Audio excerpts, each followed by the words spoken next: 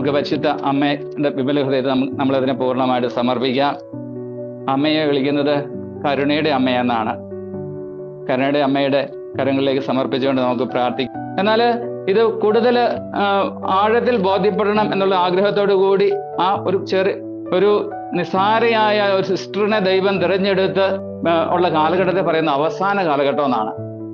അവസാന കാലഘട്ടം, തമ്പുരാനെ സ്വീകരിക്കാനായിട്ട് ഒരുങ്ങേണ്ട കാലഘട്ടം.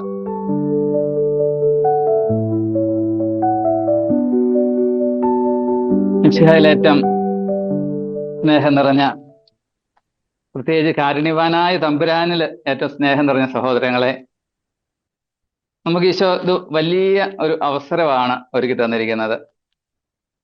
ഈ അവസരത്തിലൂടെ ഈശോ എത്രമാത്രം കാരുണ്യവാനാണ്, ദൈവം എത്രമാത്രം കരുണ നമ്മളോട് കാണിക്കാനായിട്ട് ആഗ്രഹിക്കുന്നു എന്നുള്ളൊരു കാര്യം നമ്മളെ അറിയിക്കുക എന്നുള്ള ഉദ്ദേശത്തോടു കൂടിയാണ് നമ്മൾ ഒന്നിച്ചു കൂടിയിരിക്കുന്നത്. എൻ്റെ പിതാവിനാൽ ആകർഷിക്കപ്പെട്ടവരെല്ലാം എൻ്റെ അടുക്കൽ വരും എന്ന തമ്പുരാന്റെ വചനം ഇന്ന് ഇവിടെ നിറവേറുവാണ്.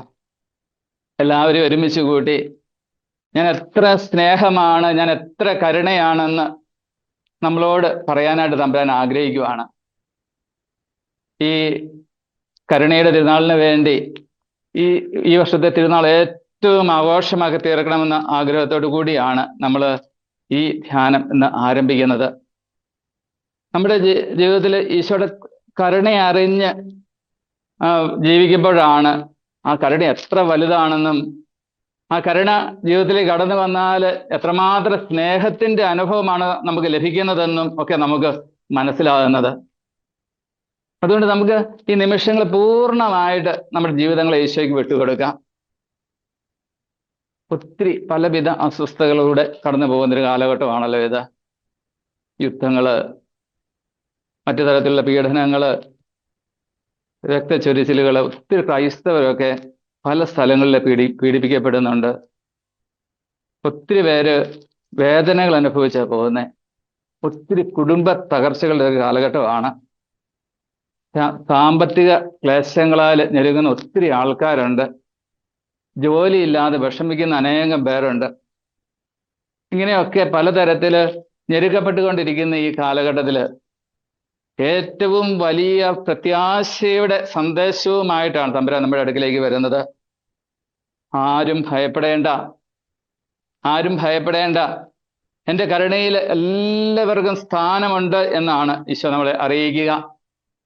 ഞാൻ എത്ര വലിയ പാപിയാണെങ്കിലും, ഞാൻ എത്ര ഈശോയിൽ അകന്നവനാണെങ്കിലും, ഈശോയുടെ സ്നേഹത്തിന്, ഈശോയുടെ കരുണയ്ക്ക് ഞാൻ അർഹനാണ് എന്നുള്ള സന്ദേശമാണ് ഈശോ നമുക്ക് നൽകുന്നത്. നമുക്കൊരു നിമിഷം നമുക്ക് ആയിരിക്കുന്ന സ്ഥലങ്ങളിൽ കൈകളൊന്ന് വിരിച്ചു പിടിച്ച്, ചെറുതായിട്ട് വിരിച്ചു പിടിച്ച്, നമ്മുടെ കണ്ണുകളൊന്ന് അടച്ച് നമ്മൾ തന്നെ ഒന്ന് പൂർണ്ണമായിട്ട് ഈശോയ്ക്ക് ഒന്ന് കൊടുക്കാം. നല്ല ഈശോയെ, നീ സ്നേഹം മാത്രമല്ലേ, അങ്ങയുടെ മക്കള് അങ്ങയുടെ സന്നിധിയിൽ ഇപ്പോൾ ആയിരിക്കുവാണ്. നീ എത്രമാത്രം സ്നേഹത്തോടു കൂടിയാണ് ഞങ്ങളെ ഈ ധ്യാന സെഷനായിട്ട് ഞങ്ങളെ വിളിച്ചിരിക്കുന്നത്. ഈശോയെ, ഈ ഒരു മണിക്കൂർ ഞങ്ങൾ ചെലവഴിച്ച് കഴിയുമ്പോൾ നിന്റെ ആ സ്നേഹത്തിന്റെ ആഴം അല്പമെങ്കിലും മനസ്സിലാക്കാനായിട്ട് ഞങ്ങൾ അനുവദിക്കണമേ. ഞങ്ങളുടെ ജീവിതത്തിൽ പ്രത്യാശയുണ്ട് എന്നുള്ള തിരിച്ചറിവ് തമ്പുരാനെ നൽകണമേ. സ്നേഹം നിറഞ്ഞ കർത്താവേ, ഓരോ മക്കളുടെയും ജീവിതങ്ങളെ പൂർണ്ണമായിട്ട് അവരായിരിക്കുന്ന അവസ്ഥയിൽ സമർപ്പിച്ച് പ്രാർത്ഥിക്കുന്നു. നമുക്ക് അല്പനേരം സ്തുതിക്കാം. Hallelujah, hallelujah, hallelujah, hallelujah, hallelujah, hallelujah. ആരാധന, ആരാധന, ആരാധന, ആരാധന. കർത്താവേ, കൃപകൾ നിറയ്ക്കണം ഞങ്ങളുടെ മക്കളുടെ മേല്. ഈ വചനം കേൾക്കാന്, ഗ്രഹിക്കാന്, ജീവിതം അനുഗ്രഹമാക്കി മാറ്റാന്, എല്ലാ നിരാശയും മാറ്റി പ്രത്യാശയിലേക്ക് കടന്നു വരാന് ഈശോ ഉണ്ടെങ്കിൽ എല്ലാം ഉണ്ട്. കരുണയുടെ രാജാവായി അവിടുന്ന് എൻ്റെ ജീവിതത്തിലേക്ക് കടന്നു വന്നാൽ എനിക്കെല്ലാമായി. അവിടുത്തെ കരുണയുണ്ട് മുഴുവനായി എന്നുള്ള ആഴമായ ബോധ്യത്തിലേക്ക് കർത്താവേ ഞങ്ങളുടെ മക്കളെ നടത്തണമേ. നമുക്ക് പരിശുദ്ധ അമ്മയുടെ വിമല ഹൃദയത്തെ നമ്മളതിനെ പൂർണ്ണമായിട്ട് സമർപ്പിക്കാം. അമ്മയെ വിളിക്കുന്നത് കരുണയുടെ അമ്മയെന്നാണ്. കരുണയുടെ അമ്മയുടെ കരങ്ങളിലേക്ക് സമർപ്പിച്ചുകൊണ്ട് നമുക്ക് പ്രാർത്ഥിക്കാം. നന്മ നിറഞ്ഞ മറിയമേ സ്വസ്തി, കർത്താവ് അങ്ങയോടുകൂടെ സ്ത്രീകളിൽ അങ്ങ് അനുഗ്രഹിക്കപ്പെട്ടവളാകുന്നു. അങ്ങയുടെ ഉദരത്തിൻ ഫലമായ ഈശോ അനുഗ്രഹിക്കപ്പെട്ടവനാകുന്നു. പരിശുദ്ധ മറിയമേ തമ്പുരാന്റെ അമ്മേ, പാപികളായ ഞങ്ങൾക്ക് വേണ്ടി എപ്പോഴും ഞങ്ങളുടെ മരണസമയത്തും തമ്പുരാനോട് അപേക്ഷിച്ചു കൊള്ളണമേ. ആമേൻ. സ്നേഹം നിറഞ്ഞ സഹോദരങ്ങളെ, നമ്മള് ഈശോ, എല്ലാവരും കണ്ടു തുറന്നോളൂ. ഈശോയുടെ കരുണയെക്കുറിച്ച് നമ്മൾ ചിന്തിക്കാൻ ആരംഭിക്കുമ്പം നമ്മൾ മനസ്സിലാക്കേണ്ട ഒരു കാര്യം, ഇതൊരു പുതിയ കണ്ടുപിടുത്തമൊന്നുമല്ല. ഈശോ കരുണയാണ്, ദൈവം കരുണയാണ് എന്നുള്ളത് പുതിയ കണ്ടുപിടുത്തമൊന്നുമല്ല. എന്നാൽ ഈ കാലഘട്ടങ്ങളിൽ ഇത് ഏറ്റവും ആവശ്യമായത് കൊണ്ട്, ഈ കരുണയെക്കുറിച്ച് അറിയേണ്ടതും കരുണയിൽ ആശ്രയിക്കേണ്ടതും ഏറ്റവും വലിയ ആവശ്യമായതുകൊണ്ട്, ഒരു ഏറ്റവും സിമ്പിളായിട്ടുള്ള ഒരു സിസ്റ്ററിലൂടെ കഴിഞ്ഞ നൂറ്റാണ്ടിൽ ഈ കരുണ എത്രമാത്രം ആഴമേറിയതാണെന്ന് നമ്മളെ മനസ്സിലാക്കി തരാനായിട്ട് തമ്പുരാൻ പരിശ്രമിക്കുകയാണ്. ബൈബിളില് തമ്പുരാൻ തന്നെ, ഈ ദൈവം തന്നെ പറയുന്നത്, വിശുദ്ധ പുറപ്പാടിന്റെ പുസ്തകത്തില് 34-ാം അധ്യായം 6-ാം വാക്യത്തിൽ ഇങ്ങനെയാണ് കർത്താവ് തന്നെ മോശയുടെ മുന്നിലൂടെ കടന്നു പോയിക്കൊണ്ട് കർത്താവ് തന്നെ പറയുന്നത് ഇതാണ്: കർത്താവ് കാരുണ്യവാനും കൃപാനിധിയുമായ ദൈവം, കോപിക്കുന്നതിൽ വിമുഖൻ, സ്നേഹത്തിലും വിശ്വസ്തതയിലും അത്യുദാരൻ, തെറ്റുകളും കുറ്റങ്ങളും പാപങ്ങളും ക്ഷമിച്ചുകൊണ്ട് ആയിരങ്ങളോട് കരുണ കാണിക്കുന്നവൻ. ഇപ്പം എല്ലാവരോടും കരുണ കാണിക്കുന്ന ഒരു ദൈവത്തെക്കുറിച്ചാണ് ബൈബിള് എഴുതി വച്ചിരിക്കുന്നത്. എനിക്ക് നിങ്ങളോട് കരുണ മാത്രമേ ഉള്ളൂ എന്നാണ് ബൈബിൾ മുഴുവനായിട്ട് വായിക്കുമ്പോൾ നമുക്കത് മനസ്സിലാകുന്നത്. എന്നാൽ ഇത് കൂടുതൽ ആഴത്തിൽ ബോധ്യപ്പെടണം എന്നുള്ള ആഗ്രഹത്തോടു കൂടി ഒരു നിസ്സാരയായ ഒരു സിസ്റ്ററിനെ ദൈവം തിരഞ്ഞെടുത്ത് നമ്മുടെ കരുണയുടെ സന്ദേശം നമ്മുടെ ഉള്ളിലേക്ക് കൂടുതൽ ശക്തമായിട്ട് നൽകുന്ന ഒരു കാലഘട്ടമാണ്. ഇപ്പം നമ്മൾ പറയുന്നുണ്ട്, തിരുസഭയുടെ പഠനം അനുസരിച്ച് ഈശോയുടെ സ്വർഗാരോപണ തിരുനാൾ കഴിഞ്ഞു കഴിഞ്ഞാൽ, സ്വർഗാരോപണം കഴിഞ്ഞു കഴിഞ്ഞാൽ പിന്നെ ഉള്ള കാലഘട്ടത്തെ പറയുന്ന അവസാന കാലഘട്ടം എന്നാണ്. അവസാന കാലഘട്ടം, തമ്പുരാനെ സ്വീകരിക്കാനായിട്ട് ഒരുങ്ങേണ്ട കാലഘട്ടം.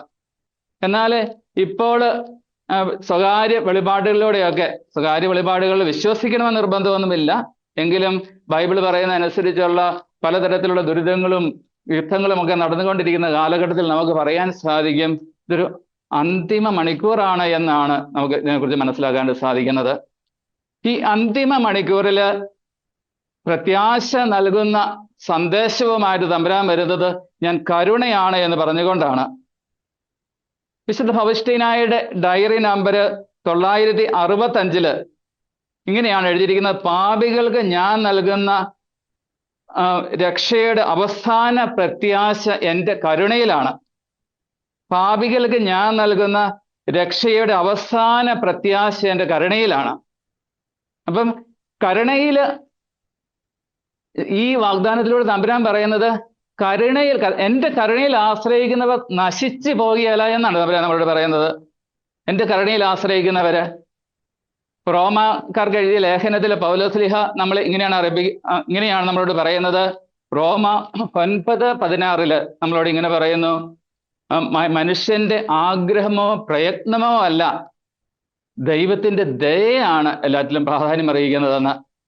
ഇപ്പൊ ദൈവത്തിന്റെ കരുണയാണ് ഏറ്റവും പ്രാധാന്യം അറിയിക്കുന്നത്. ദൈവത്തിന്റെ കരുണ നമ്മിൽ പ്രവർത്തിക്കാനായിട്ട് എന്താണ് നമ്മൾ ചെയ്യേണ്ടത്? നമ്മൾ വിശുദ്ധ ജോൺ മരിയ വിയാനിയുടെ ജീവിതത്തിൽ സംഭവിച്ച ഒരു വലിയ സംഭവമുണ്ട്, പ്രസിദ്ധമായൊരു സംഭവമുണ്ട്. അദ്ദേഹത്തിന്റെ ജീവചരിത്രത്തിൽ നമ്മൾ കാണുന്നതാണ്. അദ്ദേഹം ആർസ് എന്ന ഇടവകയിൽ സേവനം ചെയ്യുന്ന അവസരത്തിൽ ഒരു കറുത്ത വസ്ത്രം ധരിച്ച് ഒരു സ്ത്രീയെ കരഞ്ഞ് വിലപിച്ചുകൊണ്ടാണ് വിയാനി പെണ്ണുവാന്റെ അടുക്കൽ ചെല്ലുന്നത്. അവരുടെ ഭർത്താവ് കടുത്ത നിരാശയിൽ ഒരു പാലത്തിന്റെ മുകളിൽ നിന്ന് നദിയിലേക്ക് ചാടി ആത്മഹത്യ ചെയ്തു എന്നതാണ് ആ സ്ത്രീയുടെ വിഷമം. അതിനേക്കാൾ ആ വിഷമം ഉണ്ടാകുന്നത് ഭർത്താവ് ഇപ്പോൾ നരകത്തിലായിരിക്കുമോ എന്ന ആ ഭയമാണ് ആ സ്ത്രീക്കുള്ളത്. ദൈവിക ജ്ഞാനമുള്ള വിയാനി പുണ്യവാന് പ്രാർത്ഥിച്ചിട്ട് ഇങ്ങനെ പറഞ്ഞു, മകളെ നീ ഭയപ്പെടേണ്ട, നിന്റെ ഭർത്താവ് ശുദ്ധീകരണ സ്ഥലത്തിലാണ്. അതിനുശേഷം പുണ്യവാൻ ഇങ്ങനെയാണ് അവളോട് പറയുന്നത്, പാലത്തിൽ നിന്ന് താഴേക്ക് ചാടി ആ നിമിഷത്തിനും വെള്ളത്തിൽ വീഴുന്നതിനും ഇടയിലുള്ള ആ ചെറിയ സമയത്ത് അവൻ അനുതപിച്ചു. ആ ഒരു നിമിഷം മതിയായിരുന്നു ദൈവത്തിന്റെ കരുണ അവനെ രക്ഷിക്കാൻ. ദൈവത്തിന്റെ കരുണ എന്ന് പറയുന്നത്, ദൈവമേ എന്ന് നമ്മൾ ആഴത്തിൽ വിളിക്കുമ്പം, എനിക്ക് നീ അല്ലാതെ ഒന്നും ആരുമില്ല എന്നുള്ള ആ ഒരു ചിന്തയോടുകൂടി ഞാൻ ദൈവത്തെ വിളിക്കുമ്പം, നീ മാത്രമേ എനിക്ക് അഭയമുള്ളൂ എന്ന രീതിയിൽ അവിടുത്തെ വിളിക്കുമ്പം അവിടെ രക്ഷ കടന്നു വരുവാണ്. സഹോദരങ്ങളെ, നമ്മൾ ദൈവത്തെ ഒരിക്കലും തെറ്റിദ്ധരിക്കരുത്. അതുകൊണ്ടാണ് ഫൗസ്റ്റീനായോട് ഈശോ പറയുന്നത്, ഞാൻ കരുണയും സ്നേഹവും മാത്രമാണ് എന്ന്.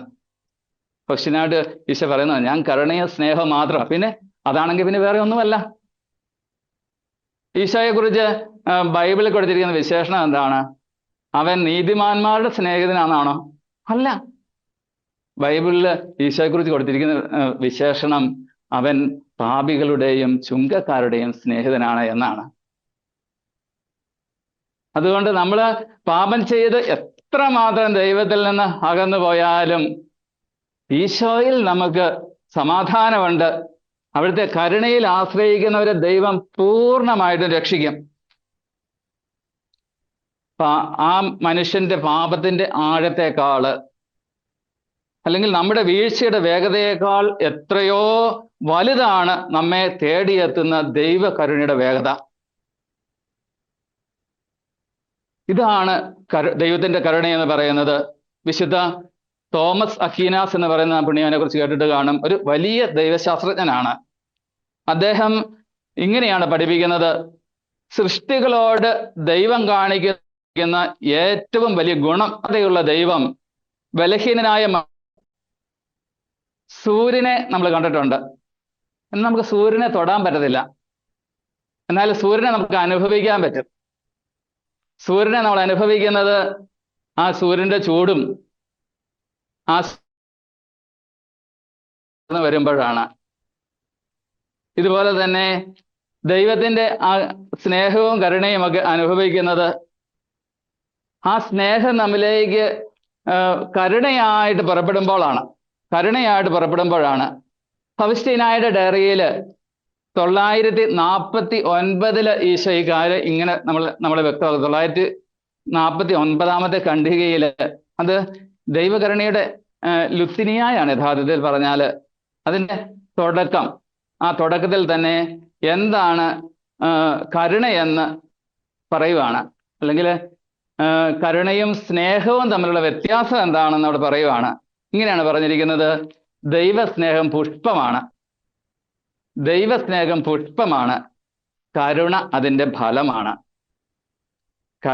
ഫലമാണ്. അപ്പം നമ്മൾ ദൈവത്തിൻ്റെ സ്നേഹം നമ്മുടെ ജീവിതത്തിൽ അനുഭവിക്കുന്നത് അവിടുത്തെ കരുണയായിട്ടാണ്.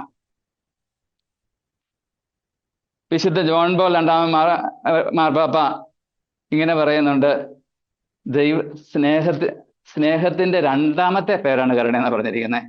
സ്നേഹത്തിന്റെ രണ്ടാമത്തെ പേരാണ് കരുണ. വിശുദ്ധ ഫ്രാൻസിസ് പാപ്പ നമ്മളെ ഓർമ്മിക്കുന്നത് യേശുക്രിസ്തു പിതാവായ ദൈവത്തിന്റെ കരുണയുടെ മുഖമാണെന്നാണ് പറഞ്ഞിരിക്കുന്നത്. യേശുക്രിസ്തു പിതാവായ ദൈവത്തിന്റെ കരുണയുടെ മുഖമാണ്. പിതാവായ ദൈവം തൻ്റെ കരുണ എത്രമാത്രം വലുതാണ് എന്ന് കാണിക്കുന്നത് ഈശോയിലൂടെയാണ്. ഫിലിപ്പിയർക്ക് എഴുതിയ ലേഖനത്തിൽ പൗലോസ്ലീഹ നമ്മളോട് പറയുന്നുണ്ട്, ഫിലിപ്പിയർ 2:6 നമ്മളോട് ഇങ്ങനെയാണ് പറയുന്നത്, ദൈവത്തിന്റെ രൂപത്തിലായിരുന്നിട്ടും അവൻ ദൈവവുമായുള്ള സമാനത നിലനിർത്തേണ്ട ഒരു കാര്യമായി പരിഗണിച്ചില്ല. അതായത് ദൈവമാണെന്നുള്ള കാര്യം മറന്ന് ഈശോ ഈ ഭൂമിയിലേക്ക് ഇറങ്ങി വന്നത് ദൈവത്തിന്റെ കരുണയുടെ അടയാളമാണ്. അങ്ങനെയാണ് ദൈവം നമ്മളെ സ്നേഹിക്കുന്നത്. വീണ്ടും നമ്മൾ ഡയറി നമ്പർ 949 തന്നെ നമ്മളിങ്ങനെ കാണുന്നുണ്ട്, പിതാവിന്റെ ഹൃദയത്തിൽ നിന്ന് ഒഴുകുന്ന കരുണയെക്കുറിച്ച് അവിടെ പറയുവാണ്. പിതാവായ ഉള്ളിൽ നിന്നും അനന്തമായി പുറപ്പെടുന്ന ദൈവകാരുണ്യമേ. അപ്പൊ ഈ ദൈവകാരുണ്യത്തിന്റെ പ്രത്യേകത എന്താണ്? ഈ ദൈവകാരുണ്യം അവസാനിക്കുന്നില്ല എന്നുള്ളതാണ്. ഈ ദൈവകാരുണ്യം ഇപ്പം നമ്മുടെ ജീവിതത്തില് നമുക്ക് എപ്പോഴാണ് പാപമോചനം കിട്ടുന്നത്? നമ്മൾ തയ്യാറായി കഴിയുമ്പോഴാണ്. ദൈവം എപ്പോഴും തരാനായിട്ട് ഒരുക്കുക. ദൈവം കരുണ എപ്പോഴും ഭക്ഷിച്ചുകൊണ്ടാണ് ഇരിക്കുന്നത്. വിശുദ്ധ ക്രിസോസ്റ്റോം തൻ്റെ ഇങ്ങനെ നമ്മളോട് പറയുന്നുണ്ട്. വിശുദ്ധ ക്രിസോസ്റ്റോം, നീ പാപം ചെയ്തോ? നിനക്ക് പാപമോചനം ആവശ്യമുണ്ടോ? നീ പാപമോചനം ആഗ്രഹിക്കുന്നുണ്ടെങ്കിൽ അതിന്റെ 10 മടങ്ങ് അത് നൽകാനായിട്ട് ദൈവം ആഗ്രഹിക്കുന്നു എന്നാ പറഞ്ഞേ. നമ്മൾ പാപം ചെയ്ത് ദൈവത്തിൽ നിന്ന് അകന്നാൽ പിന്നെ ദൈവം ആഗ്രഹിക്കുന്നത് എങ്ങനെയാണ് ഇവനോട് കരുണ കാണിക്കാൻ പറ്റുന്നത് എന്നുള്ളതാണ്. സ്നേഹം നിറഞ്ഞ സഹോദരങ്ങളെ, കരുണ കാണിക്കാനായിട്ട് കാത്തിരിക്കുന്ന ദൈവത്തെയാണ് നമ്മൾ സുവിശേഷത്തില് ഈശോയിലൂടെ കണ്ടെത്തുന്നത്. ലൂക്കായുടെ സുവിശേഷം 15-ാമത്തെ അധ്യായം ദൈവത്തിന് വലിയ കാരുണ്യത്തെ എടുത്തു കാണിക്കുന്ന ഒരു 2-3 ഉപമകളുള്ള ഒരു അധ്യായമാണ്. അതിൽ 11-ാമത്തെ വാക്യം മുതൽ ധൂർത്തപുത്രനെ കുറിച്ച് നമ്മൾ കാണുന്നുണ്ട്. ധൂർത്തപുത്രന് തൻ്റെ സമ്പത്തെല്ലാം പിതാവിൻ്റെ കയ്യിൽ നിന്ന് വാങ്ങിച്ച് അതെല്ലാം ദൂരദേശത്തേക്ക് പോയി എല്ലാം നശിപ്പിച്ച് അവസാനം ഒരു രക്ഷയുമില്ലാതെ വരുമ്പം തിരിച്ചു വരാനായിട്ട് ആഗ്രഹിക്കുകയാണ്. അങ്ങനെ ആഗ്രഹിക്കുന്ന നിമിഷത്തിൽ പിതാവ് അവനെ ദൂരെ വെച്ച് തന്നെ കാണുന്നു. അതായത് 20-ാമത്തെ വാക്കിൽ ഇങ്ങനെയാണ് പറഞ്ഞിരിക്കുന്നത്: പിതാവ് അവനെ ദൂരത്തിൽ വെച്ച് കണ്ടപ്പോൾ അവന് ഓടിച്ചെന്ന് അവനെ ആശ്ലേഷിച്ചു എന്നാണ് പറഞ്ഞിരിക്കുന്നത്. യഹൂദ പശ്ചാത്തലത്തില് 1-ാം നൂറ്റാണ്ടിലെ യഹൂദ പശ്ചാത്തലത്തില് സ്വത്ത് നശിപ്പിച്ച് വരുന്നവനെ ഗ്രാമവാസികൾ കല്ലെറിയുമായിരുന്നു. അപ്പൊ അതുപോലെ തന്നെ ഇങ്ങനെ വലിയ നീണ്ട മേലങ്കി അണിഞ്ഞുള്ള പിതാവ് ഇങ്ങനെ ഏറ്റോടി പോവുക എന്ന് പറയുന്നത് ആ കാലത്ത് ചിന്തിക്കാൻ പറ്റാത്ത കാര്യമാണ്. പിന്നെ എന്തുകൊണ്ടാണ് ആ പിതാവ് തൻ്റെ മകൻ വരുന്നത് കണ്ട് ഓടിപ്പോകാൻ കാരണം? അകലെ വെച്ച് തന്നെ കണ്ടപ്പോ എൻ്റെ മകനെ ആരെങ്കിലും കല്ലെറിഞ്ഞെങ്കിലോ എന്ന് പേടിച്ചാണ് പിതാവ് ഓടിച്ചെല്ലുന്നത്. അവനെ ആശ്ലേഷിക്കും പിതാവ് ഇതാണ് ആഗ്രഹിക്കുന്നത്: അവൻ്റെ മേൽ വരേണ്ട കല്ലുകളൊക്കെ എൻ്റെ മേൽ വന്നോട്ടെ, അവൻ്റെ മേൽ വരേണ്ട കല്ലുകളൊക്കെ എൻ്റെ മേൽ വന്നോട്ടെ. ഇതാണ് ദൈവത്തിന് നമ്മളോടുള്ള സ്നേഹം എന്ന് പറയുന്നത്. സഹോദരങ്ങളെ, ഈ സ്നേഹം നമ്മൾ മനസ്സിലാക്കുമ്പോഴാണ് നമുക്ക് ദൈവത്തിൽ നിന്ന് ഒരിക്കലും മാറാൻ പറ്റാതെ വരുന്നത്. ഈ സ്നേഹം നമ്മുടെ ജീവിതത്തിൽ തിരിച്ചറിഞ്ഞാൽ പിന്നെ നമ്മൾ ഒരിക്കലും തമ്പുരാനെ ഉപേക്ഷിക്കുകയല്ല. ഈ ഫൗസ്റ്റീന ഡയറി 949 തന്നെ പാപത്തിന്റെ അന്ധകാരത്തിൽ നിന്ന് ഉയർത്തുന്ന കരുണയെന്നാണ് പറഞ്ഞിരിക്കുന്നത്. നമ്മൾ എത്രമാത്രം പാപം ചെയ്ത് ദൈവത്തിൽ നിന്ന് അകന്നു പോയാലും പാപത്തിന്റെ അന്ധകാരത്തിൽ ഞങ്ങളെ ഉയർത്തുന്നതും നിരാശരായ ആത്മാക്കളുടെ ഏക പ്രത്യാശയുമായ ദൈവകരുണയെന്നാണ് പറഞ്ഞാണ് അവിടെ നമ്മൾ പ്രാർത്ഥിക്കുന്നത്. പാപത്തിന്റെ അന്ധകാരത്തിൽ ഞങ്ങളെ ഉയർത്തുന്നതും നിരാശരായ ആത്മാക്കളുടെ ഏക പ്രത്യാശയുമായ ദൈവകരുണയെ. അതുകൊണ്ട് നമ്മുടെ പാപം എത്ര ഭയാനകമാണെങ്കിലും ദൈവകരുണയ്ക്ക് ഒരു നിമിഷത്തെ വിലാപം മാത്രമേ ആവശ്യമുള്ളൂ. നമ്മൾ സുവിശേഷത്തിൽ ഒരു കള്ളനെ കണ്ടെത്തുന്നുണ്ട്. അവനെ ഈശോയോടൊപ്പം വലതുവശത്താണ് അവനെ കുരിശിൽ തറയ്ക്കുന്നത്. അവിടെ കിടന്ന് അവൻ്റെ ഒരു പ്രാർത്ഥനയുണ്ട് കർത്താവിനോട്. അവൻ ഇങ്ങനെയാണ് പറയുന്നത്. ലൂക്കായുടെ സുവിശേഷം 23-ാം അധ്യായം 41-ാമത്തെ ഭാഗത്തിൽ ഇങ്ങനെയാണ് അവൻ പറയുന്നത്: നമ്മുടെ ശിക്ഷാവിധി ന്യായമാണ്. മറ്റേ കള്ളനോട് പറയുന്നത് നമ്മുടെ ശിക്ഷാവിധി ന്യായമാണ്, നമ്മൾ ചെയ്തതിനുള്ള പ്രതിഫലം നമുക്ക് ലഭിക്കുന്നു. എന്നിട്ട് അവിടുന്ന് പറയുക, അവന് ഈശോയോട് പറയണം. 43-ാമത്തെ ഭാഗത്ത് നമ്മൾ കാണുന്നുണ്ട്: യേശുവേ, നീ നിന്റെ രാജ്യത്ത് പ്രവേശിക്കുമ്പോൾ എന്നെയും ഓർക്കണമേ. സഹോദരങ്ങളെ, എന്താ സംഭവിക്കണേ? എന്താ സംഭവിക്കുന്നത് അവിടെ? ഇതാണ് ദൈവത്തിന്റെ സ്നേഹം, ഇതാണ് ദൈവത്തിന്റെ കരുണ. മുഴുവനായിട്ട് നമ്മളെ ആ നിമിഷം ഈശോ പറയുന്ന ഇതാണ്: ഇന്ന് നീ എന്നോട് കൂടെ പറുദീസായിലായിരിക്കും.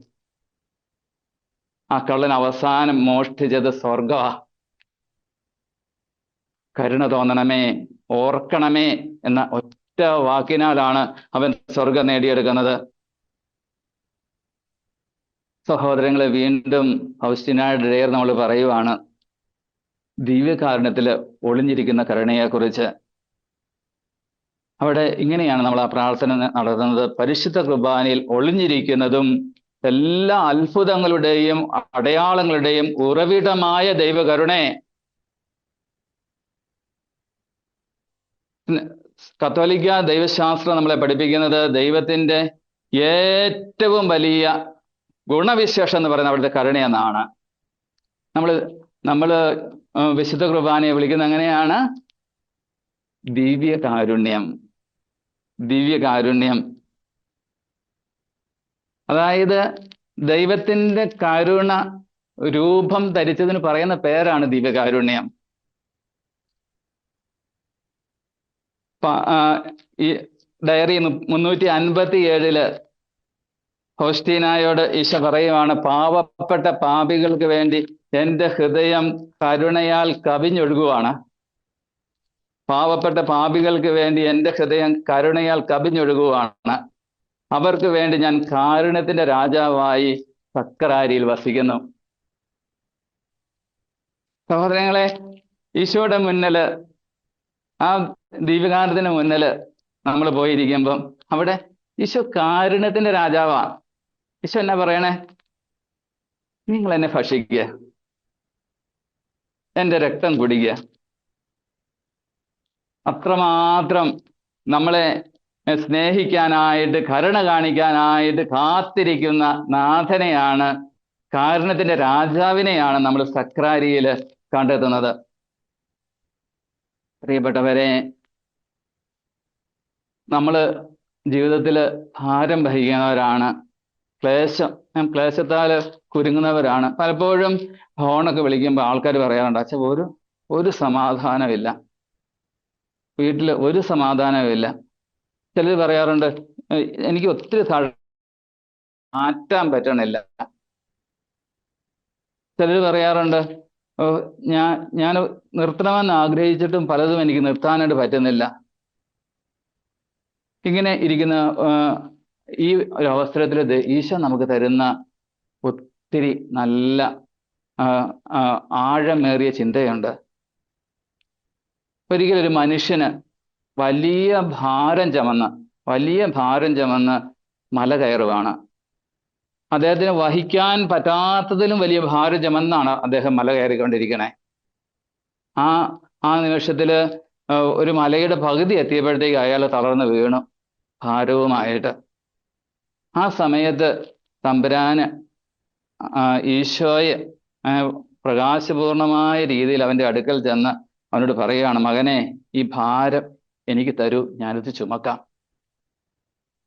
പക്ഷെ ആ മനുഷ്യൻ ചാക്ക് പുറത്ത് കിടന്ന ചാക്ക് ഒന്നുകൂടെ മുറുകെ പിടിച്ചുകൊണ്ട് പറഞ്ഞു: ഇല്ല കർത്താവേ, ഞാനിത് തരില്ല, ഇത് നിറയെ അഴുക്കാം. ഞാൻ ചെയ്ത തെറ്റുകൾക്കുള്ള ശിക്ഷ ഞാൻ തന്നെ ഒരു ഭാരമായി ചുമക്കണം. അത്രമാത്രം വേദനയോടുകൂടി അദ്ദേഹം പറയുവാണ്: ഇത് ഞാൻ ചുമന്നേ മതിയാകൂ എന്ന്. പക്ഷെ ഈശോ കരുണയോടുകൂടി ആ മനുഷ്യനോട് പറയുന്നത് എന്താണ്? മകനെ, നീ ഈ പാപഭാരവും പേറി ജീവിതത്തിന്റെ മല കയറാൻ വേണ്ടി അല്ല കാൽവരി മലയിൽ ഈ ഭാരം മുഴുവൻ ഞാൻ എൻ്റെ ചുമലിൽ ഏറ്റെടുത്തത്. ഇതെനിക്ക് വിട്ടുതരിക. 2 കൊറിന്തോസ് 5-ാം അധ്യായം 21-ാമത്തെ വാക്യത്തില് പൗലോസ്ലീഹ നമ്മളോട് പറയുവാണ്, ദൈവത്തിന്റെ വചനം നമ്മളോട് സംസാരിക്കുവാണ്. ഇങ്ങനെയാണ് അത് സംസാരിക്കുന്നത്. 5:21, 2 കൊറിന്തോസ് 5:21. എന്തെന്നാൽ അവനിൽ നാം എല്ലാവരും ദൈവത്തിന്റെ നീതിയാകേണ്ടതിന് പാപം അറിയാത്തവനെ ദൈവം നമുക്ക് വേണ്ടി പാപമാക്കി. പാപമറിയാത്തവനെ നമുക്ക് വേണ്ടി പാപമാക്കി മാറ്റുന്നതാണ് ദൈവത്തിന്റെ കരുണ എന്ന് പറയണേ. നമുക്ക് ആ ഈശോയുടെ ചുമലിലിരിക്കുന്ന ആ കുരിശിലേക്കൊന്ന് നോക്കാം അല്ലെ. എത്ര ഭാരമേറിയ, യഥാർത്ഥത്തിൽ ആ മരത്തിന്റെ തൂക്കമായിരുന്നോ യഥാർത്ഥത്തിൽ ഈശോ ചുമലിലുണ്ടായിരുന്നത്? അല്ല. എണ്ണമില്ലാത്ത പാപം ചെയ്ത മനുഷ്യന്റെ പാപങ്ങളായിരുന്നു അവിടുത്തെ ചുമലിലുണ്ടായിരുന്നത്. ദൈവമായിരുന്നിട്ട് പോലും ഈശോ 2 or 3 പ്രാവശ്യം വീഴുന്നു എന്ന് നമ്മൾ കാണുന്നുണ്ട്. നമുക്ക് വേണ്ടി ഭാരം വഹിക്കുന്ന, നമുക്ക് വേണ്ടി എന്തും ചെയ്യാൻ തയ്യാറാകുന്ന ദൈവത്തിന്റെ പ്രവൃത്തിക്ക് പറയുന്ന പേരാണ് ദൈവത്തിന്റെ കരുണ. എന്നെ രക്ഷിക്കാനായിട്ട് മരിക്കണം എന്ന് അവിടുന്ന് മനസ്സിലാക്കിയപ്പോൾ മരിക്കാൻ വേണ്ടി ഇറങ്ങി വന്ന ദൈവത്തിന്റെ സ്നേഹത്തിന് പറയുന്ന പേരാണ് കരുണ. സഹോദരങ്ങളെ, നമുക്ക് ഈശോയ്ക്ക് നമ്മുടെ ജീവിതങ്ങളെ ഏൽപ്പിച്ചു കൊടുക്കാം. നമുക്ക് ഒരു നിമിഷം കണ്ണടയ്ക്കാം. നമുക്ക് കണ്ണടയ്ക്കാം. ഈ സ്നേഹം ആണ് നമ്മളെ അവിടത്തിലേക്ക് നമ്മളെ വലിച്ചടിപ്പിക്കുന്നത്. ഓരോ വിശുദ്ധ കുർബാനയിലും ഇത് പറഞ്ഞുകൊണ്ടാണ് നമ്മൾ പ്രാർത്ഥിക്കും. കർത്താവെ അനുഗ്രഹിക്കണമേ, ഞങ്ങളെ അനുഗ്രഹിക്കണമേ, അങ്ങയുടെ കാരുണ്യം ഞങ്ങളെ ഈ രഹസ്യങ്ങളിലേക്ക് അടുപ്പിക്കുന്നതാണ് പറഞ്ഞിരിക്കുന്നത്. ഈശോയിലേക്ക് നമ്മളെ അടുപ്പിക്കുന്നത് ഈശോയ്ക്ക് നമ്മോടുള്ള അനന്ത കരുണയാണ്. പിതാവായ ദൈവം തൻ്റെ സ്നേഹം നമ്മളോട് പ്രകടമാക്കുന്നത് വിശുദ്ധ യോഹന്നാൻ എഴുതി, നമുക്ക് കണ്ണുകൾ തുറക്കാം. വിശുദ്ധ യോഹന്നാൻ എഴുതിയ സുവിശേഷം 3-16 വാക്യത്തിൽ ഇങ്ങനെയാണ് പറയുന്നത്: തൻ്റെ ഏകജാതനെ വിശ്വസിക്കുന്നവർ ആരും നശിച്ചു പോകാതെ നിത്യജീവൻ പ്രാപിക്കേണ്ടതിന് തൻ്റെ ഏകജാതനെ നൽകുവാൻ തക്കവിധം അത്രമാത്രം അധികമായി ദൈവം ലോകത്തെ സ്നേഹിച്ചു. നമുക്ക് ആ സ്ഥാനത്ത്, ലോകം എന്ന സ്ഥാനത്ത് എന്നെ വെച്ചുകൊണ്ട് പറയാം, ഈശോയെ ഈ ലോകത്തിലേക്ക് ദൈവം തന്നത് എന്നോടുള്ള സ്നേഹത്തെ പ്രതിയാണ്. ലോകത്തെ 17 വാക്യത്തിൽ പറയുവാണ്, ലോകത്തെ ശിക്ഷയ്ക്ക് വിധിക്കാൻ വേണ്ടി അല്ല, ലോകത്തെ രക്ഷിക്കാനുള്ള പദ്ധതിയുടെ ഭാഗമായിട്ടാണ് തൻ്റെ മകനെ ഈ ഭൂമിയിലേക്ക് ദൈവം അയക്കുന്നത്. ദൈവത്തിന് നമ്മളെക്കുറിച്ചുള്ളത് രക്ഷയുടെ പദ്ധതിയാണ്. നമ്മൾ പാപത്തിൽ നശിക്കണമെന്നും പാപത്തിൽ കടക്കണമെന്നും അവിടുന്ന് ആഗ്രഹിക്കണില്ല. സ്നേഹം നിറഞ്ഞവരെ, വീണ്ടും ദൈവത്തിന്റെ സ്നേഹത്തെക്കുറിച്ച് നമുക്ക് ചിന്തിക്കുമ്പോൾ വിശുദ്ധ ജോൺ മരിയ വിയാനിയുടെ ജീവിതത്തിൽ തന്നെ സംഭവിച്ച മറ്റൊരു സംഭവത്തെക്കുറിച്ച് നമുക്ക് ചിന്തിക്കാം. ജോൺ മരിയ വിയാനിയുടെ വലിയ കുമ്പസാരക്കാരനായിരുന്നു അദ്ദേഹം. അങ്ങനെ കുമ്പസാരത്തിന് ഇങ്ങനെ ആയിരിക്കുന്ന അവസരത്തിൽ ജോൺ മരിയ വിയാനി കാണുവാണ്, പള്ളിയുടെ അങ്ങേയറ്റത്ത് ഒരു സ്ത്രീയെ വളരെ വിഷമിച്ച് സങ്കടപ്പെട്ട് ഇരിക്കുവാണ്. ആ തിരക്കുള്ള ചാപ്പലിലൂടെ, പള്ളിയിലൂടെ ജോൺ മരിയ വിയാനി നടന്ന് ആ സ്ത്രീയുടെ അടുക്കൽ ചെല്ലുവാണ്. ആ സ്ത്രീയോട് ചോദിക്കുക, ഇങ്ങനെ ചെവിയിൽ പറയാണ്, നിന്റെ രഹസ്യ പാപം എനിക്കറിയാം, നിന്റെ രഹസ്യ പാപം എനിക്കറിയാം. എന്നിട്ട് ഇങ്ങനെയാണ് ജോൺ മരിയ വിയാനി ആ സ്ത്രീയോട് പറയുന്നത്: 40 വർഷമായിട്ട് നിന്റെ ഈ പാപം ക്ഷമിക്കാനായിട്ട് ഈശോ കാത്തിരിക്കുകയാണ്. ദൈവത്തിന്റെ കരുണ കാത്തിരിക്കുന്ന സ്നേഹമാണ്, ക്ഷമിക്കാനായിട്ട് കാത്തിരിക്കുന്ന സ്നേഹമാണ്. അത് എത്രമാത്രം നമ്മൾ യെശയ്യാ പ്രവാചകന്റെ പുസ്തകത്തിൽ 1-18 വാക്യം നമ്മൾ കാണുന്നുണ്ട്. നിന്റെ പാപം കടും ചുവപ്പാണെങ്കിലും അത് മഞ്ഞു പോലെ വെണ്മയുള്ളതാക്കും. ഇത് ദൈവത്തിന്റെ കരുണയാലാണ്. ആ കാരുണ്യത്തില് ആശ്രയിക്കാനായിട്ട് ദൈവത്തിന് നമ്മൾ തയ്യാറായാൽ ക്ഷമിക്കാനായിട്ട് ദൈവത്തിന് മടിയില്ല. വിശുദ്ധ ഫ്രാൻസിസ് പാപ്പ, വിശുദ്ധ എന്നൊക്കെ പറയാം, പരിശുദ്ധ പിതാവ്, വിശുദ്ധനായില്ല ഇതുവരെ. ഫ്രാൻസിസ് പാപ്പ നമ്മളോട് ഇങ്ങനെയാണ് പറയുന്നത്: ദൈവം നമ്മോട് ക്ഷമിക്കാൻ ഒരിക്കലും മടുക്കുന്നില്ല. ഇങ്ങനെയാ പറഞ്ഞിരിക്കുന്നത്, ദൈവം നമ്മോട് ക്ഷമിക്കാൻ ഒരിക്കലും മടുക്കുന്നില്ല. എന്നിട്ട് പിതാവ് കൂട്ടിച്ചേർത്തു, മറിച്ച് അവിടുത്തോട് മാപ്പ് ചോദിക്കാൻ മനുഷ്യനായ നാം ആണ് മടുക്കുന്നത്. അല്ലെ? നമുക്കൊക്കെ ഒന്ന് കുമ്പസാരിച്ച് ഒന്ന് എളിമപ്പെട്ട് അവിടുത്തെ സന്നിധിയിലേക്ക് ഒന്ന് ചെല്ലണമെങ്കിൽ നമുക്ക് എന്നാക്കെ നോക്കിയാലാ.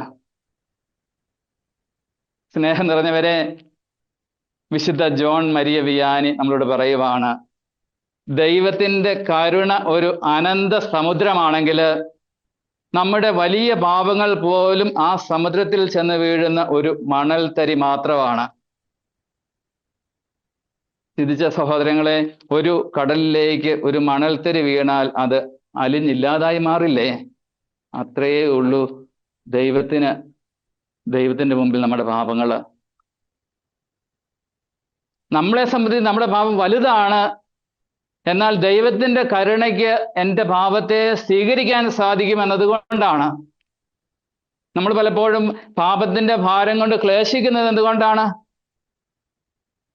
ഒരിക്കൽ എൻ്റെ അടുത്ത് കുമ്പസാരിക്കാമെന്ന് ഒരു സഹോദരിയെ കുറിച്ച് ഞാൻ ഓർക്കുകയാണ്. ആ സഹോദരിയുടെ പ്രശ്നം എന്നാന്ന് ചോദിച്ചു കഴിഞ്ഞാൽ, 23 വർഷമായിട്ട് ചെയ്ത ആ പാപത്തെ അംഗീകരിക്കാൻ പറ്റണില്ല. ഇതെൻ്റെ ജീവിതത്തിൽ ഇങ്ങനെ സംഭവിക്കാൻ പാടില്ല എന്നാണ് ആ സഹോദരി ഓർത്തുകൊണ്ടിരുന്നത്. എങ്ങനെയായാലും ആ ധ്യാനത്തിന്റെ അവസരത്തിൽ ആ പാപം ഏറ്റു പറയാനുള്ള ആ മനസ്സ് ആ സഹോദരിക്ക് ഉണ്ടാകുവാണ്. അങ്ങനെ വലിയ സന്തോഷത്തോടു കൂടിയാണ് ഞാൻ ഓർക്കുന്നത്, വലിയ സന്തോഷത്തോടു കൂടിയാണ് ആ സഹോദരി പിന്നീട് ധ്യാന കേന്ദ്രമൊക്കെ വിട്ടു പോകുന്നത്. ഫൗസ്റ്റീനായുടെ ഡയറിയിൽ 297 ഖണ്ഡികയിൽ ഇങ്ങനെയാണ് തമ്പുരാൻ നമ്മളോട് പറയുന്നത്: പ്രത്യാശയില്ലാത്ത അവസ്ഥയിലും പ്രത്യാശ നൽകുന്ന ദൈവകരുണയെ ഞാൻ അങ്ങയിൽ ശരണപ്പെടുന്നു. ഒരു പ്രത്യാശയുമില്ലാത്ത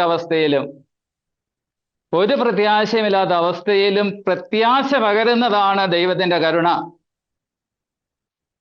എല്ലാ പ്രത്യാശയും നൽകുന്നതാണ് ദൈവത്തിന്റെ കരുണ. നമുക്ക് വീണ്ടും ആ കാൽവരി മലയിലേക്ക് നമുക്കൊന്ന് പോകാം. നമ്മുടെ ധ്യാനം ഇവിടെ അവസാനിക്കാറാകുവാണ്. കാൽവരി മലയിലേക്കൊന്ന് പോകാം. ഈശോ ആ കുരിശ് കിടക്കുവാണ്, പെടഞ്ഞ് ഈശോ മരണത്തോടടുത്തു, ഈശോ മരിച്ചു. അപ്പോഴാണ് ഒരു പടയാളി വന്ന് കൺഫേം ചെയ്യാനായിട്ട് അവിടുത്തെ തിരുവിലാവ് കുത്തിപ്പിളർക്കുന്നത്. ഇങ്ങനെയാണ് എഴുതിയിരിക്കുന്നത്. വിശുദ്ധ യോഹന്നാൻ അറിയിച്ച സുവിശേഷം 9-ാം അധ്യായം 34-ാമത്തെ വാക്യത്തിൽ ഇങ്ങനെയാണ് പറഞ്ഞിരിക്കുന്നത്: പടയാളികൾ ഒരുവൻ കുന്തം കൊണ്ട് അവിടുത്തെ വിലാപ്പുറത്ത് കുത്തി, ഉടനെ അവിടെ നിന്ന് രക്തവും വെള്ളവും പുറപ്പെട്ടു. വിശുദ്ധ ഫൗസ്റ്റീന ഇത് പ്രാർത്ഥിക്കുന്നത് വെറുതെ ഒഴുകി എന്നല്ല, നേരെ മറിച്ച് ഗഷ് ഫോർത്ത്, കുതിച്ചൊഴുകുക എന്നാണ് അവിടെ പറഞ്ഞിരിക്കുന്നത്. കുതിച്ചൊഴുകുക.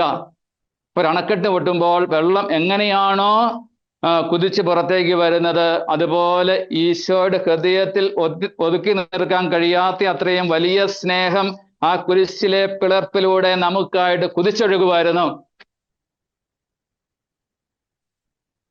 ഈ കരുണയിലാണ് നമ്മൾ ആശ്രയിക്കേണ്ടത്. നമുക്ക് വേണ്ടി രക്തം ചൊരിഞ്ഞ് നമ്മളെ വിശുദ്ധീകരിക്കാൻ ആഗ്രഹിക്കുന്ന ദൈവത്തിന്റെ വലിയ കരുണ. അവിടുന്ന് ഒഴുകുന്ന ജലം മാമോദീസായെയും അതുപോലെ കുംഭസാരത്തെയും സൂചിപ്പിക്കുമ്പോൾ അതിൽ പുറപ്പെടുന്ന രക്തം വിശുദ്ധ കുർബാനയാണ് സൂചിപ്പിക്കുന്നത്. നമ്മൾ ഈ ദിവസത്തിൽ പഠനങ്ങളിലൂടെ ഒക്കെ വരുമ്പോൾ ഇതിനെക്കുറിച്ചുള്ള കൂടുതൽ വിവരങ്ങൾ നമുക്ക് മനസ്സിലാകും.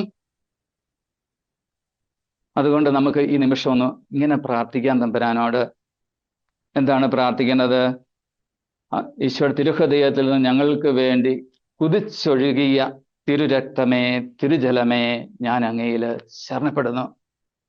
ഇത് അനേക പ്രാവശ്യം നമ്മൾ ആവർത്തിച്ചു കൊണ്ടേയിരിക്കേണ്ട ഒരു പ്രാർത്ഥനയാണ്. അവിടെയാണ് നമ്മുടെ എല്ലാം അവിടെ അത് കരുണയുടെ സ്രോതസ് എന്നാണ് പറയുന്നത്. കരുണയുടെ സ്രോതസ് അവിടെയാണ്. ആ സ്രോതസ്സിൽ നിന്ന് ഒഴുകി വരുന്ന ആ തിരുരക്തത്താലും തിരുജലത്താലുമാണ് അവിടുന്നാണ് കരുണയാൽ നമ്മൾ പൂർണ്ണമായിട്ട് നമ്മൾ നിറയപ്പെടുന്നത്. വിശുദ്ധ ഫൗസ്റ്റീനോയോട് ഈശോ നൽകിയ വാഗ്ദാനം ഇതാണ്: ഈ ഉറവയിൽ അഭയം തേടുന്നവർ ഒരിക്കലും നശിക്കുകയില്ല. ഈ ഉറവയിൽ, ഈശോയുടെ കരുണയുടെ ഉറവയിൽ അഭയം തേടുന്നവര് ഒരിക്കലും നശിക്കുകയില്ല. ഈശോയുടെ തിരുവിലാവിൽ നിന്നൊഴുകുന്ന ഈ കാരണത്തിൽ നിങ്ങൾ പൂർണ്ണമായി ശരണപ്പെടുന്നെങ്കിൽ നിത്യനാശത്തിൽ നിന്നും അവിടെ നിന്നെ സംരക്ഷിക്കും.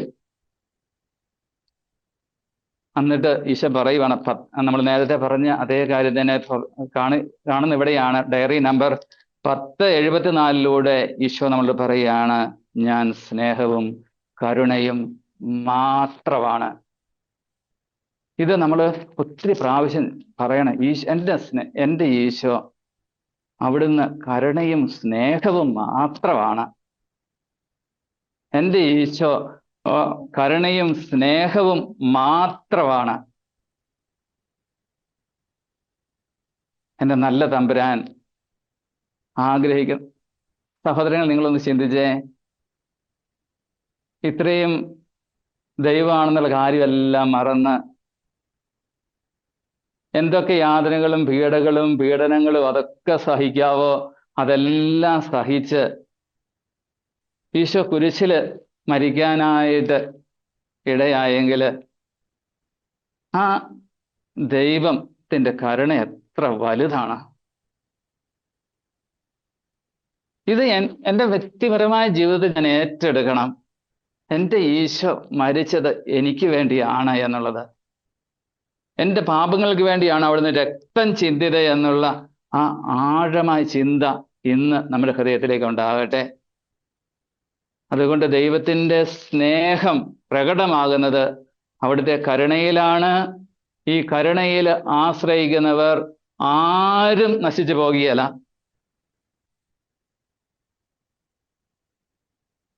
സ്നേഹം നിറഞ്ഞവരെ, ഞാൻ ഈ അവസാനത്തിലേക്ക് നമ്മൾ എത്തുമ്പോൾ എനിക്ക് ഒരു കാര്യം കൂടി പറയാനുള്ളത്. ഈ നന്മമരം എന്ന് പറയുന്ന ഗ്രൂപ്പിലെ ധീരരായ, ഈശോയെ സ്നേഹിക്കുന്ന, ഈശോയുടെ കരുണയിൽ ആശ്രയിക്കുന്ന, ഈശോയ്ക്ക് വേണ്ടി ഹൃദയം വെടയുന്ന മക്കളാണ് ഇതൊക്കെ ഒരുക്കുന്നത്. അവരുടെ പ്രാർത്ഥനയും കാര്യങ്ങളൊക്കെ വളരെ പ്രചോദനാത്മകമാണ്. ഒറ്റ കാര്യമുള്ളതിന് അവരുടെ ഈശോയുടെ കരുണ അവരൊക്കെ പിടിച്ചു കുലുക്കി. ഈ കരുണ അനുഭവിക്കുന്നവർക്ക് കരുണ കൊടുക്കാതിരിക്കാൻ പറ്റത്തില്ല. ഈശോയെ അറിയണമെന്ന് അവർ ആഗ്രഹിക്കാതിരിക്കില്ല.